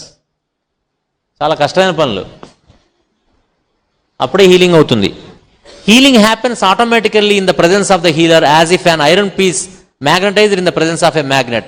This is possible by having a clean life, an open mind and pure heart. ఎవరు చెప్పారు ఇది? Golden states చెప్పారు కదా. The healer must be the one who have submitted himself to his master and emotionally stable. ఆ లక్షణాలు ఉంటేనే healer అవ్వగలడు. Most important primary qualities of a healer are: healer should have full faith on the process of healing but not on the procedure. మీకు చెప్తాం తర్వాత కాసేపట్లో, ఇలా అనండి ఇలా అనండి ఇలా అనండి అని. దాని మీద నమ్మకం కాదు కావాల్సింది. హీలింగ్ అనే ఒక ప్రాసెస్ జరుగుతుంది, అది సాధ్యము, అది ఇలా అవుతుంది, ఇది సహజము అని అర్థమైన వాడికే, ఆ కాన్ఫిడెన్స్ ఉన్న వాడి ద్వారా మాత్రమే హీలింగ్ అవుతుంది. లేకపోతే ప్రొసీజర్ మిగిలిపోతుంది. ఇందాక వాడు దండం పెట్టాడు సరే, బోర్డుకు దండం పెడుతున్నాడే, ఆ బ్యాచ్లో చేరుతాం మనం. He should develop a sense of service without any expectation. Serve till you forget that you are serving. Develop the highest principle on this universe, that is love, a unconditional love. ఇది ఉండాలి. ఇంకొకటి కూడా చెప్పాను, ఇందులో రాయడం మర్చిపోయాను. Sense of humour ఉండాలి హీలర్కి. వాడు ఎప్పుడు ఇట్లా పేరు మొహం పెట్టుకొని ఇట్లా సీరియస్గా అలా ఉన్నాడు అనుకో, వచ్చిన వాడు అట్లా దడుచుకుని వస్తాడు. వాడు అన్ని చక్రాలు మూసుకుపోయి ఉంటాయి. మందరు కావాలంటే వాడికి కాస్త మనం అలా కాస్త నవ్వుతూ నవ్విస్తూ వాడిని అలా నవ్వాలని చెప్పేసి బా బా అని పెద్దగా నవ్వుతుంటారు. కొన్ని ఉంటాయి అవి. ఆ నవ్వుకి భయపడిపోయి చాలామంది పిల్లలకి విరోచనాలు జరాలు వచ్చేస్తాయి మళ్ళీ. నవ్వటం అంటే మందహాసం అంటారు చూసారా, అలా ఉండాలి, అంతవరకే. చిరుమందహాసం అంటారు కదా, పాటలు కూడా ఉంటాయి. Note: person who heels is healed first. Healing వల్ల బెనిఫిట్ ఏంటి తెలుసా? వాడికంటే ముందు మనకి. What we sow that we reap. Realize that we reap in multiples that we sow. ఇక్కడ మంచైనా సరే చెడ్డైనా సరే ఇది రెండింటి గుర్తుపెట్టుకోవాలి. మనం మంచి 1 ఎకరం పొలం ఉంది, ఇందులోపల మనం మంచిగా వరి పండిద్దాం అనుకొని విత్తనాలు గంజాయి వేసాం. అందులో గంజాయి వస్తుంది కానీ వరి రాదుగా. అనుకున్నా అని వస్తుందా? రాదు. What we so that we reap and in multiples. ఒక మొక్క రాదు, ఎకరం మొత్తం అదే వచ్చేస్తుంది. ఒకటి విత్తనం ఒకటే, అందులోంచి ఒక మొక్క వస్తే దాంట్లోంచి ఎన్ని విత్తనాలు వస్తాయి? ఒక చెట్టుకే 1000 విత్తనాలు వస్తాయి. కాబట్టి మనం ఏ చిన్న పని చేసినా, మంచైనా సరే చెడైనా సరే, ఒక మాట మంచైనా సరే చెడైనా సరే అనవసరంగా నోట్లోంచి అలా జారు వాలితే చాలు, దాని ఎఫెక్ట్ ఇన్ మల్టిపుల్ టైమ్స్ మనకు వస్తుంది. అన్నేయండి, వాడు అనేవాడు అంటే అన్నివ్వండి. అందుకని ఏం చెప్పాడు అక్కడ? మన అనేవాడు ఉంటే వాడిని వదిలేయండి, పేషెంట్గా ఉండండి. మాస్టర్ గారు నమస్కారం పెట్టుకోండి, హీల్ గెట్ హీల్డ్. ఇంకొక టెక్నిక్ కూడా ఉంది, అది తర్వాత చెప్తా, చూద్దాం టైం మిగిలితే. Do all the good you can. చాలా important. By all the means you can, in all the ways you can, in all the places you can, at all the times you can, to all the people you can, as long as ever you can. ఇక్కడ ఏమైతే can అని క్యాన్లు తెచ్చుకోమని అర్థం. Can చాలా important అండి, అదే అర్థమవుతుంది. Life is an echo. What you send out comes back. What you sow you reap. What you give you get. What you see in others exist in you. వాళ్ళు ఏం చూసా మాత్రం అది మనలో ఉంటుంది, వాళ్ళు ఉండకపోయినా. ఇది చాలా బాగా అర్థమైతే కనుక బాగుపడిపోతాం, అర్థం కాకపోతే అట్లే ఉంటారు రోడ్డు మీద. దాని process of healing, healing can be done through our regular prayer also. మనం ప్రేయర్ చేస్తున్నప్పుడు రెగ్యులర్గా మనం ఎవరికైతే ఇబ్బంది ఉందో వాళ్ళని ఊహించుకుంటూ మాస్టర్ గారి నుంచి ఆ దివ్యశక్తి వారందరిలోకి వెళుతున్నట్టుగా, వాళ్ళు హీల్ అవుతున్నట్టుగా ఊహించుకుంటే చాలా సింప్లెస్ట్ టెక్నిక్, తప్పకుండా హీలింగ్ జరుగుతుంది, 100% గ్యారంటీ. అదొక పద్ధతి, ఈజియెస్ట్ పద్ధతి. ఇంకో పద్ధతి, inform the one heal to get seated comfortably. ఎవరికైతే హీలింగ్ చేస్తున్నారో అక్కడ కూడా చెప్పేస్తాను. ఎవరైతే హీలింగ్ చేయబడుతున్నారో వాళ్ళకి ముందే ఏం చెప్పండి అంటే, అందరు వినండి అమ్మ జాగ్రత్తగా, అభిమన్యులు అవ్వద్దు, మొత్తం వినండి. ఇంకా 5 నిమిషాలు 10 నిమిషాలే ఉంది. ఈ హీలింగ్ ఎవరైతే చేస్తున్నాం అనుకుంటున్నారో మీరు, ఒకటి వాళ్ళకి చెప్పకపోయినా మాస్టర్ గారు ప్రేయర్ ద్వారా జరిగేది ఒకటి పద్ధతి. కానీ మనం కనుక క్లియర్గా చేద్దాము, వాళ్ళు అడిగారు మన్ని నేను చేస్తున్నాను అన్న వాళ్ళకైతే వాళ్ళని కంఫర్టబుల్గా కూర్చోమని చెప్పండి. ఆ టైంలో కార్ డ్రైవ్ చేయడమో లేదా వంట చేయడమో అలాంటివి కాకుండా, let them be seated comfortably or let them lay down on the bed comfortably and let them think that some healing energy is coming to me and let me accept అని మానసికంగా అనుకోమని చెప్పండి. అది వాడు మన ఎదురుగా ఉంటే పర్వాలేదు, ఉన్నపైన పర్వాలేదు, కొత్తలో ఎదురు పెట్టుకోండి. ఎక్కడున్నా సరే ప్రపంచంలో మనం మనం అనుకొని చేయవచ్చు.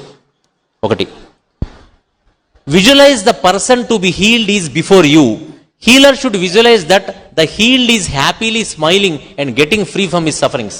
ముందు మనం ఆనందంతో ఉంటూ వాడు కూడా మన కళ్ళెదురుగా ఎలా కనపడాలంటే వాడు బాధలను తొలగి హాయిగా ఉన్నట్టుగా మనం కనీసం విజువలైజ్ చేయాలి first. At first, healer should visualize that whole body of the person to be healed is getting cleansed with the help of divine white light. First process ఏంటంటే వాళ్ళని కూర్చోమనాలి, ప్రశాంతంగా ఉండమనాలి, ready to accept the energy అనుకోవాలి. తర్వాత వాడి body cleansing అవుతుంది అనుకోవాలి. ఫస్ట్ క్లెన్సింగ్ అంటే క్లీనింగ్. వైట్ ఆర్ గోల్డ్, ఇంకా చాలా కలర్స్ ఉంటాయి. అవన్నీ ఎందుకు చెప్పట్లేదంటే కొన్ని అప్లికేషన్ తెలియకపోతే ఇబ్బందులు వస్తాయి. అందుకని ముందు వైట్ ఆర్ గోల్డ్ కలర్తోని ఆర్ వైలెట్ కలర్తోని, ఈ 3 కలర్సే అనుకోండి అంతే. ఆ కలర్ వాడి ఒంట్లోకి ప్రవహిస్తోంది, మొత్తం ఒళ్ళంతా కూడా క్లీన్ అవుతుంది. ఫస్ట్ అసలు వాడి బాడీ క్లీన్ అవుతున్నట్టుగా ఊహించండి. బాడీలో ఎక్కడ మీకు ఎలా కనపడితే అలాగా, ఎక్కడ నల్ల ప్యాచ్ కనపడింది, ఏదో అనిపించింది, అలా అనుకుంటూ ఉంటే అవన్నీ క్లీనింగ్ అయిపోతున్నట్టుగా ఊహించుకోండి. First procedure cleaning. మనకు ఒక గ్లాస్లో మీరు అన్నం తిన్న తర్వాత పడేసిన తర్వాత ఆ ప్లేట్లో మళ్ళీ పెడతారా? మీకు పెట్టం కదా. ఆ that plate is diseased plate now, so that will be cleansed first కదా. అందుకని వాడిని కూర్చోబెట్టేసి విమ్ బార్ పెట్టి రుద్దాలి, అంతేనా? పేషెంట్ని అంతేనట అమృత చెప్తోంది. అంటే అనట్లే, పేషెంట్ కూర్చోబెట్టి విమ్ బార్ పెట్టి రుద్దాలంట. ఎస్ వాడిని డివైన్ హీలింగ్, డివైన్ క్లెన్సింగ్ చేయాలి, రుద్దకూడదు విమ్ బార్ పెట్టి. ఓకే, ఫిజికల్ కాదు, ఇది ఎథరిక్ బాడీ లెవెల్లో చేస్తున్నాం హీలింగ్, అంతేనా అమృత?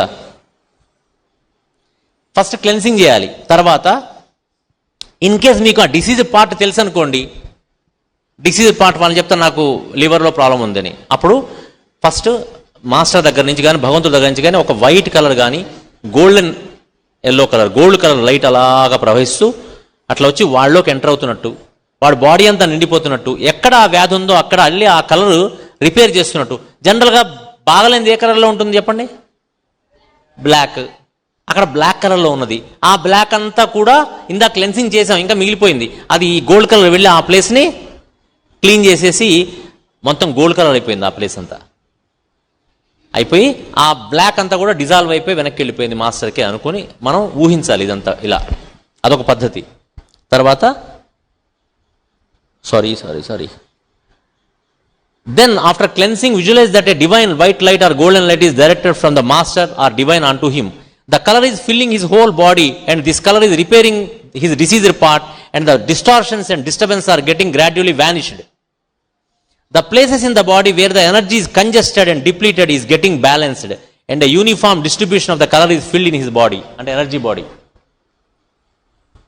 In general, faster and safer results are obtained by combining white color with corresponding light color, 70:30 ratio. Avoid orange to heal sensitive organs. ఒకవేళ మీరు ఏమైనా కలర్స్ వాడదలుచుకుంటే ఆరెంజ్ కలర్ వాడద్దు. వాడితే heart మీద కానీ కళ్ళ మీద కానీ ఇలా సెన్సిటివ్ ఆర్గాన్స్ మీద వాడకూడదు. కలర్ ఎప్పుడు కూడా లైట్ కలర్స్ వాడండి.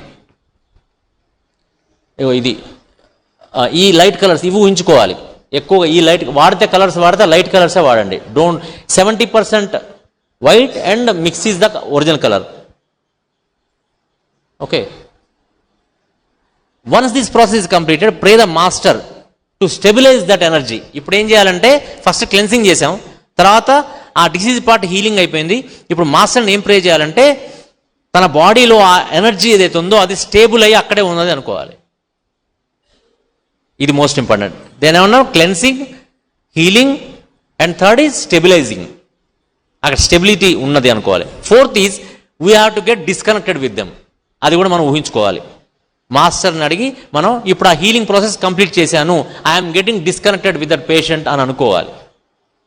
లేకపోతే ఏమవుతుందంటే మనం మాస్టర్తో లింకప్ కట్ అయిపోతాం, కానీ మనం ఆ పేషెంట్తో లింక్ అయి ఉంటాం. ఎథరిక్ కార్డ్ అంటారు ఒకటి.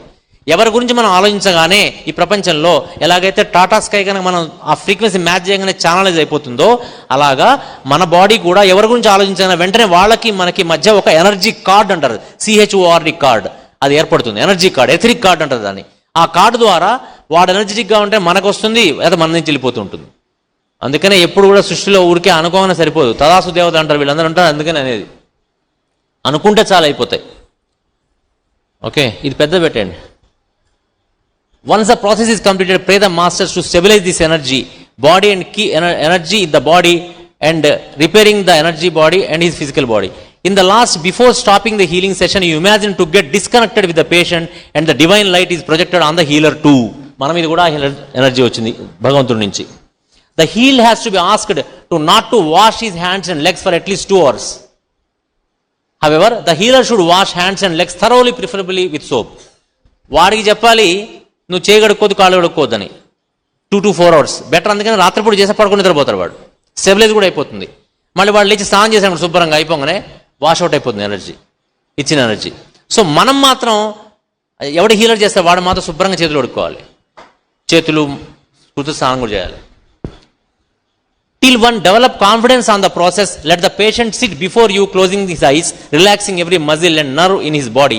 Give him the idea that he receives the healing solar energy from you, your heart, into his brow center and eyes. ఇది ఒక ప్రాసెస్, ఎదురు కూర్చోబెట్టి చెప్పే ప్రాసెస్ మాస్టర్ గారు ఇచ్చారు.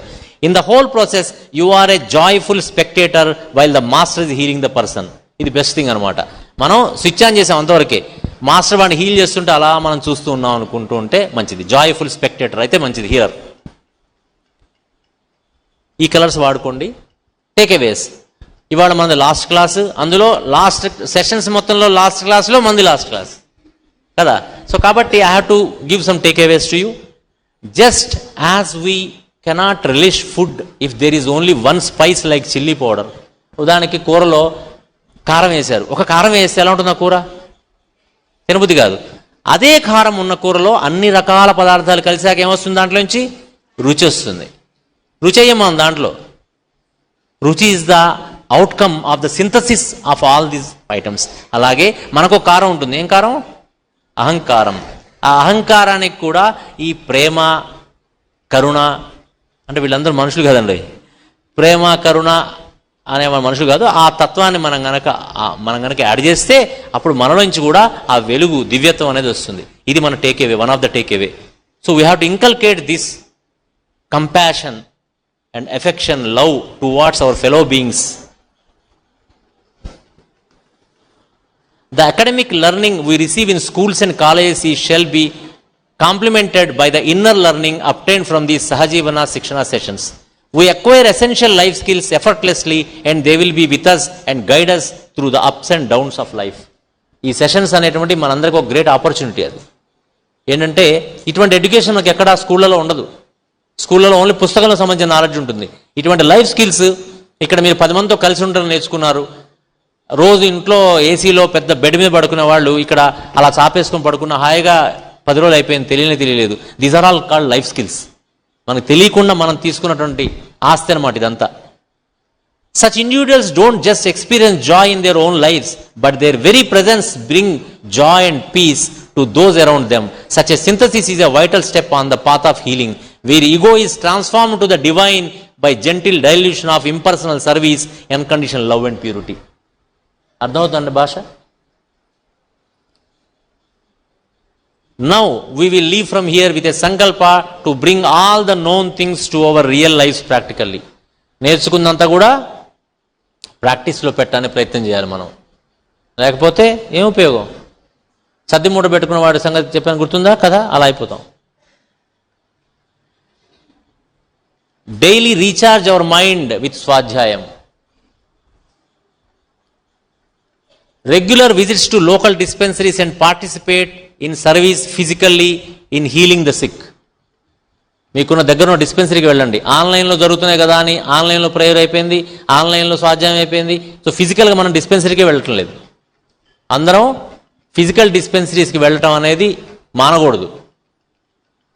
ఫిజికల్గా డిస్పెన్సరీస్కి ప్రతిరోజు సమయానుసారం వెళ్ళి అక్కడ ప్రార్థన ప్రేయర్ ఫిజికల్గా చేసుకోవడం అలవాటు చేసుకోవాలి. అది మానేశారా ఎలా ఉంటుందంటే నేల విడిచి సాము చేయడంలా ఉంటుంది. ఇది ఫండమెంటల్ క్వాలిటీ మనం మర్చిపోకుండా ఉండాల్సినటువంటి. అన్నిటికంటే పెద్ద టేకేవే నాకు అనిపించింది ఈ నమస్కారం చేయటం. మరి అంత ఇట్లా డ్యాన్స్ చేసేంత కాకపోయినా దిల్సే నమస్కారం చేయటం నేర్చుకోవాలి. మరి ఇట్లనే పెట్టాలని ఏం లేదు అక్కడ ఆ బొమ్మలో ఉన్నట్టుగా. మనస్ఫూర్తిగా నమస్కారం చేయటం రావాలి. ఒక చెయ్యి ఎత్తి కొట్టడం లాగా కాకుండా ఇది బాగా ముఖ్యంగా మనం నేర్చుకోవాలి. అన్నిటికంటే పెద్ద టేకేవే ఇది. ఒక్క క్వాలిటీ మన దగ్గర ఉంటే అన్ని సకల శాస్త్రాలు మన దగ్గరికి వచ్చేస్తాయి పరిగెత్తుకొని. ఎందుకు? ఆ శాస్త్రం వచ్చిన వాడు మనం పిలిచి రారా నాన్న అని కూర్చోబెట్టి చెప్తాడు. ఇది ఈ లక్షణం కనుక లేకుండా మనకి ఎన్ని శాస్త్రాలు వచ్చినా సరే డిప్ప పగులుతుంది ఎప్పుడు. అన్నిటికన్నా నాకు పెద్ద టేకేవే ఇది. మనందరం నేర్చుకోవాల్సింది. ఎవరు కనపడ్డా సరే, ఏ ఊర్లో అయినా సరే, అమెరికా వెళ్ళినా సరే, మీరు ఎక్కడికి వెళ్ళినా సరే ఎట్లా చేయాలి? నమస్కారం ఇలా చేయడం నేర్చుకోండి. చేతులతో ఒక చేయి లేపి చేయడం. టీచర్ చేసినా సరే మీరు మాత్రం నమస్కారం ఇలా పెట్టండి. ఆమె చెంప పగిలినట్టుగా ఉంటుంది. ఆమె రేపటి నుంచి అలా పెట్టడం నేర్చుకుంటుంది. ఎవరు ఆపినా సరే మేము ఇలాగ పెడతామని చెప్పండి. మీ స్కూళ్ళలో కానీ కాలేజీలో కానీ ఇది చాలా చాలా ముఖ్యం. ఇది ఒక్కటి నేర్చుకోపోయినా చాలు జీవితానికి. ఇంకా మిగతా ఏం నేర్చుకోపోయినా పర్లేదు. ఇది ఒక్కటి నేర్చుకోపోయినా చాలు, అన్నీ మనకు వచ్చేస్తాయి. ఏమేమి వస్తాయి చెప్పాంగా? Glory, radiance, fame, longevity, strength. ఇంతకంటే ఏం కావాలి ఎవరికైనా మనిషికి? ఇవన్నీ వస్తాయి ఒక నమస్కారంతో. ఇక్కడ books and lectures to follow. ఇది మోస్ట్ ఇంపార్టెంట్. మాస్టర్ గారి lectures, spiritual psychology, occult anatomy, health and healing, health, hope and positive living, Ayurveda, spiritual healing, creative use of sound and colour, healing and homeopathy, healing and Ayurveda, health and daily work, astrology, homeo healing, asanas and their practice in daily life, healing, what is an electron, healing and remedies, yoga and health, healing, homeopathy and ayurveda, how to live the spiritual approach, know thyself, medicine and its function daily today, spiritual healing and ayurvedic medicine, the etheric body, influence of positive thinking, power of habit, power of thought, prevention and treatment of illness, spiritual constitution of man, homeo, material medica, yoga and healing. అన్ని గంట lectures ఉంటాయి. 20 నిమిషాల lectures కూడా ఉన్నాయి. మనం అన్ని అడ్డమైనవని వింటాం. ఎవరి చెవిలో చూసినా ఇయర్ ఫోన్స్ ఉంటున్నాయి. ఏమి వింటారో తెలియదు నాకు. ఇవి గనక వినటం చేస్తే ఇవన్నీ వినడానికి మన పెద్ద సమయం పట్టదు. ఇవి గనక వింటే వచ్చే సంవత్సరం కానీ మీరు ఎక్కడుంటే అక్కడ ఒక ఐకాన్గా బతకగలరు. అదే కావాలిగా మనకి. ఐకాన్ అంటే తెలుసా? ఒక ఇంపార్టెంట్ పర్సన్, వాడి గురించి టాక్ నడుస్తుంది. అది కావాలా మనకి? లేదా? అది కావాలంటే ఇలాంటివి చదివితే చాలు. ఇవేం చదవకుండా పెట్టకుండా రమ్మంటే రాదు. బ్యూటీ పార్లర్కి అయితే రాదు ఇదంతా. ఇది other important reference books, thought forms, man invisible and visible by CW Leadbeater, esoteric healing by madam Alice Bailey, the etheric double by AE Powell, the voice of silence by madam HP Blavatsky. ఇవన్నీ కూడా refer చేసే ఈ presentations అన్ని ఇవ్వడం జరిగింది. So ఇవన్నీ కూడా మనం నేర్చుకోవాలి. ఇది ఇక్కడతోనే మన హీలింగ్ సెషన్స్ ఆపుకోవచ్చు. 5ంటికి కరెక్ట్గా ఆపేసాం మనం. సో ఇవన్నీ కూడా మనం అర్థం చేసుకొని ఎంతో కొంత అర్థమై ఉండొచ్చు, పూర్తిగా అర్థం కాకపోవచ్చు. కానీ మనకు అర్థమైన కొంతని కూడా ప్రాక్టీస్లో పెట్టడం అనేది చేసినప్పుడే దేనికైనా ఉపయోగం. కూర వండుకున్నాం, అలా చూస్తూ ఉంటే అహనా పెళ్ళంటి సినిమాలో వాడు వంకాయ కట్టుకొని అలా చూస్తూ ఉంటాడు, దాన్ని కడుపు నిండిపోతుందని. అలా ఉంటే ఉపయోగం లేదు. వండుకున్న వంటను ఎలాగైతే హాయిగా తిని ఎంజాయ్ చేస్తామో తెలుసుకున్న జ్ఞానాన్ని జీవితంలోకి అలా తీసుకొచ్చుకుంటే అది మనం అవుతుంది. నిజంగా మీ అందరి జన్మధన్యం. మా చిన్నప్పుడు ఇలా మమ్మల్ని కూర్చోబెట్టి నేర్పించుంటే మేము ఇంకెంత బాగుండేవాళ్ళం. ఇవాళ మనందరి అదృష్టం కొద్దీ మాస్టర్ గారు మనకి అరేంజ్మెంట్ చేశారు. ఎంతో కొంత వినుండొచ్చు, పోనీ మొత్తం వినకపోయినా, మీకు వినేంత అర్థమయ్యేట్టు మేము చెప్పలేకపోయినా ఎంతో కొంత అర్థమై ఉంటుంది. ఆ అర్థమైన కొంతని కనుక మనం ప్రాక్టీస్లో పెట్టగలిగితే అది ఇంతింతై వటుడింతై మరియు దానింతై అన్నట్టుగా అది ఎంతో అయిపోతుంది. మనం కూడా ఒకటి గుర్తుపెట్టుకోండి, ఇక్కడున్న అందరం కూడా ఎలా అవ్వాలంటే ఒక రిసోర్స్ఫుల్ పర్సన్గా మారాలి. అది మాస్టర్ గారు కోరుకునేది. అల్టిమేట్గా ఎందుకు ఈ క్లాసులు పెట్టారంటే ఏదో ఇక్కడ సంస్థలో పని పాట లేదు పెట్టేద్దాం వీళ్ళందరికీ అని కాదు. అసలు ఈ సర్టిఫికెట్స్ ఇవన్నీ ఓన్లీ మీ యొక్క ఈ సాటిస్ఫాక్షన్ కోసం తప్ప అసలు ఉద్దేశం ఏంటంటే ఈ వ్యక్తులందరూ కూడా ఎక్కడెక్కడ ఉన్నారో అక్కడ ఒక వెలుగై నిలబడాలి. వెలుగయ్యటం అంటే అర్థం ఏమిటి? వాళ్ళ వల్ల చీకటి తొలగాల చుట్టుపక్కల ప్రాంతంలో. అంటే బల్బు పెట్టుకుని తిరగటం కాదు చెప్పడం, నాలెడ్జ్ మన వల్ల ఆ చుట్టుపక్కల వాళ్లకు ఉన్నటువంటి ఇబ్బందులు తొలగే విధంగా మన మాట, మన ధోరణి, మన నడత ఉండాలి. చాలా ఇంపార్టెంట్. మన మాట్లాడుతున్న మాట ఎలా ఉండాలంటే ఇప్పుడు మీరు కిందకి వెళ్ళినప్పుడు పరిగెత్తి వెంటనే ఈ క్షణం అయిపోగానే ఎలా మాట్లాడతారంటే నో, అది పోవాలి. ఆ బ్యాలెన్స్ రావాలి. మాట్లాడుతున్న రిధం అలా ఉండాలి. ఇలాంటి నేచర్ మనలో బలవంతాయినా తెచ్చుకుంటే గనక తప్పకుండా మనం ఒక వయసు వచ్చే వరకల్లా ఒక ఎంత మంచి రిసోర్స్ అవుతామంటే ఒక ఊరికి ఒకటి చాలు. ఇలాంటి వాడు ఒక్కటి చాలు, ఊరందరూ లైట్ల వర్కర్లే. ఇక అన్ని లైట్లు, బెంచీలు ఇవన్నీ లైట్లు అయిపోయినాయి అనుకోండి, ఇక్కడ ఏం చేయడం ఉంటుంది? అన్నీ కావాలి, లైట్ ఒకటి చాలు. సో అలాంటి లైట్ మనందరం అవ్వాలని, మాస్టర్ గారు మనకు ఆ శక్తిని ఇవ్వాలని మనందరం కోరుకుంటూ ఈ సెలవు తీసుకుందాం.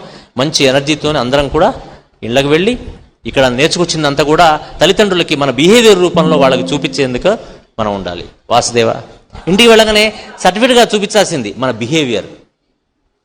ఓకే, వాసుదేవ.